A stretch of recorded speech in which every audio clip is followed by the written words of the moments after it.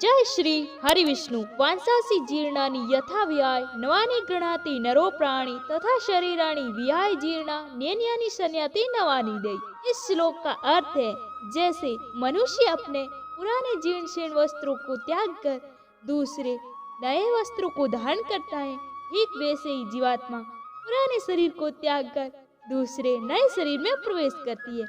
आप सभी दर्शकों का हमारे YouTube चैनल पर स्वागत है। आज हम महर्षि वेद व्यास जी द्वारा रचित श्री गरुड़ महापुराण के दिव्य ज्ञान के माध्यम से ये जानने का प्रयास करेंगे कि मनुष्य की मृत्यु कैसे होती है और मनुष्य के शरीर से आत्मा कैसे निकलती है। नैमिषारण्य तीर्थ में सूजी सोनकादि ऋषियों से गरुड़ महापुराण का दिव्य व्याख्यान करते हुए कहते हैं, हे मुनि श्रेष्ठों, जब गरुड़ देव ने भगवान श्री हरि विष्णु जी से विनय पूर्वक आग्रह किया और पूछा कि हे प्रभु, जीवात्मा किसी भी प्राणी के शरीर को कैसे छोड़ती है तथा आत्मा के शरीर से अलग होते समय शरीर की कैसी दशा होती है, मृत्यु क्या है, मृत्यु का स्वरूप कैसा है और मृत्यु कैसे होती है, इसका विस्तार पूर्वक वर्णन कीजिए और मेरी जिज्ञासा को शांत करने की कृपा कीजिए। इस पर भगवान श्री हरि विष्णु गरुड़ से कहते हैं कि हे विनीता पुत्र, अब मैं तुम्हारे संशयों को दूर करते हुए तुम्हें आत्मा के शरीर से मुक्त होने अर्थात व्यक्ति की मृत्यु का वर्णन तुम्हें सुनाता हूँ। ये गरुड़ देव प्रकृति परिवर्तनशील है और निरंतर बदलती रहती है। पतझड़ में पेड़ के हरे पत्ते सूखकर पीले होकर नीचे गिर जाते हैं और बसंत में पुनः से हरे पत्ते उग जाते हैं। शीत ऋतु के बाद ग्रीष्म ऋतु, ग्रीष्म ऋतु के बाद वर्षा ऋतु, वर्षा ऋतु के बाद शरद ऋतु और फिर शरद ऋतु के बाद शीत ऋतु दोबारा से आती है। ये सब निरंतर चलता रहता है। इसी प्रकार मनुष्य भी पहले शिशु, फिर बालक और फिर युवा और अंत में वृद्ध हो जाता है। जो प्राणी इस संसार में उत्पन्न होगा उसका इस संसार को छोड़कर जाना भी निश्चित है। अतः समय अनुसार यह क्रम चलता रहता है। इसी क्रम में जब व्यक्ति अपनी औसत आयु को पूर्ण कर लेता है और स्वाभाविक मृत्यु के द्वारा इस संसार को छोड़ने का समय निकट आता है, तो आत्मा के शरीर से मुक्त होने से पहले उस व्यक्ति के शरीर में कई प्रकार के रोग उत्पन्न हो जाते हैं, जैसे कि मस्तिष्क का रोग, आँखों का रोग, कानों का रोग, नाक का रोग, मुंह का रोग, गले का रोग, हृदय का रोग, उदर रोग, पैरों का रोग इत्यादि कई प्रकार के रोग उत्पन्न हो जाते हैं।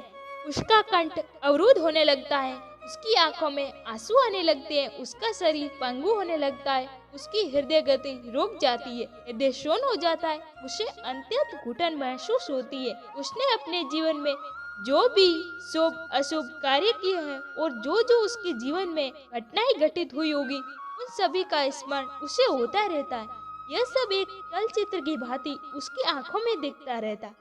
इस भावना के दौरान उसके मन में जीवन भर अर्जित संपत्ति और प्रियजनों के प्रति अत्यधिक आसक्ति होती है, जिसके कारण उसके प्राण निकलते समय उसे अत्यधिक कष्ट और अत्यंत दुख होता है। इस समय वह अपने प्रियजनों को पुकारता है और उनसे बात करना चाहता है, उनसे कुछ कहना चाहता है, लेकिन सामर्थ्यहीन होकर कुछ कह नहीं पाता और उसकी बातों और संकेतों को पास बैठा कोई भी व्यक्ति नहीं समझ पाता। जब उसकी सांस रुकने को होती है तब वह सांसों को वापस लाने के लिए संघर्ष करता है।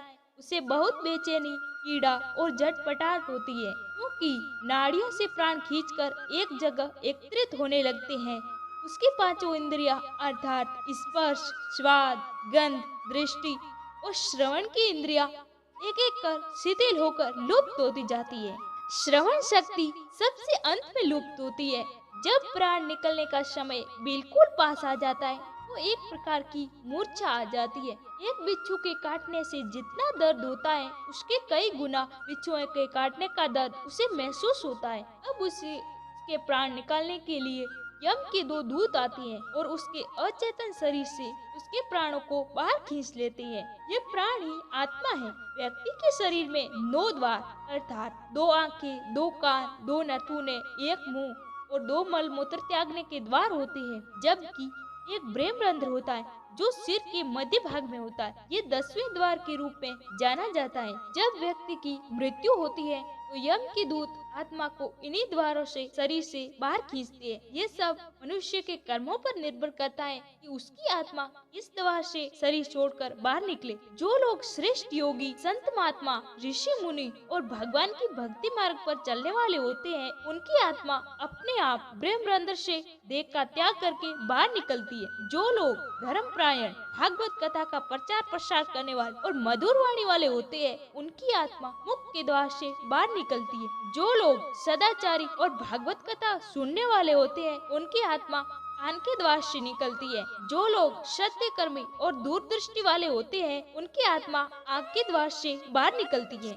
जो लोग अच्छी विचारधारा और सहयोगी स्वभाव वाली होती है, उनकी आत्मा नाक के द्वार से निकलती है। जो लोग अत्यंत पापी, क्रूर, गंदी विचारधारा और अत्यधिक झूठ बोलने वाले और दूसरों का अनिष्ट करने वाले होते हैं, उनकी आत्मा को यम की दूत मलमूत्र त्यागने वाले द्वार से बाहर खींचती है। जब आत्मा मुख के द्वार से निकलती है तो मुख से झाग या फिर निकलता है। जब आत्मा आँख के द्वार से निकलती है तो आंखें उभर कर बाहर निकल जाती है। जब आत्मा कान के द्वार से निकलती है तो कान से मैल निकलता है। जब आत्मा नाक के द्वार से निकलती है तो नाक से गंदा पानी निकलता है। जब आत्मा मल मूत्र त्यागने वाले द्वार से निकलती है तो इन द्वारों से मल व मूत्र बाहर निकल आता है। इस प्रकार यम के दूतों द्वारा आत्मा को शरीर से बाहर निकालकर अलग किया जाता है। तो यह थी गरुड़ पुराण में वर्णित आत्मा के शरीर से मुक्त होने के बारे में एक छोटी सी जानकारी। हम आशा करते हैं कि आपको ये जानकारी अच्छी लगी होगी।